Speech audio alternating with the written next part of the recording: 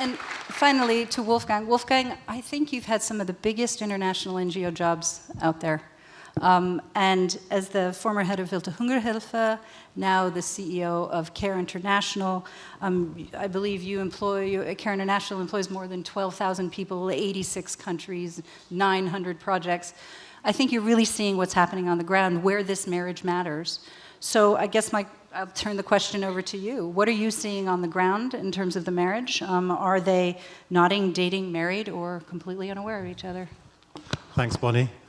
So I did consult a bit, not with everyone who works for CARE, but with some of our colleagues that are in the room, actually, and we were asking where do we stand. And the answer was actually it's a honeymoon. It's a honeymoon that has been going on too long, probably a decade old, and I think it's about time to jump.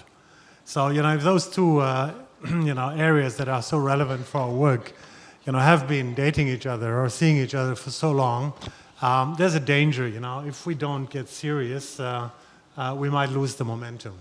And to stay a little bit in the image, when we're trying to see what matters most, what makes the biggest impact, basically, for the people we work with, we come with this advice that might work for probably any kind of marriage, which is empower the women, but don't forget to engage the man. And we talked about women's empowerment quite a bit, actually, today, and this morning we had excellent contributions.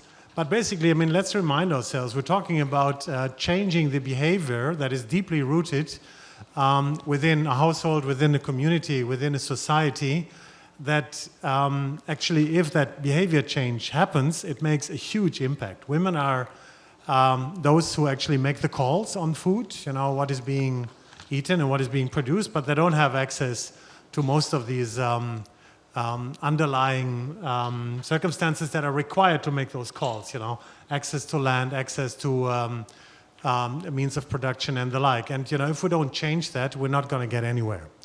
And of course, also CARE has its experiences with Bangladesh. It's one of those countries which are so exciting. And, this is a country where we have a huge program, one of our biggest projects with impact for several million women and girls. And we make impact there because we have a combination of, supporting solidarity groups, helping with training for women, getting them in touch with markets and the like.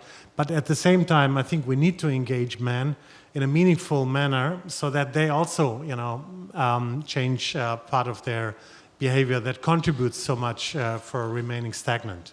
Now, the second piece I want to touch upon very quickly is those who matter on the last mile, those who are implementing actually some of the good knowledge and ideas that we have, the extension workers, the agricultural officers, the community health workers, those who bring what we all seem to know to the people on the ground. And I think the investment on those who constitute the last mile is not big enough. And this is one of the biggest challenges, I think, that we need to address. And allow me to close with coming back to the picture of the marriage. I think we need more than two.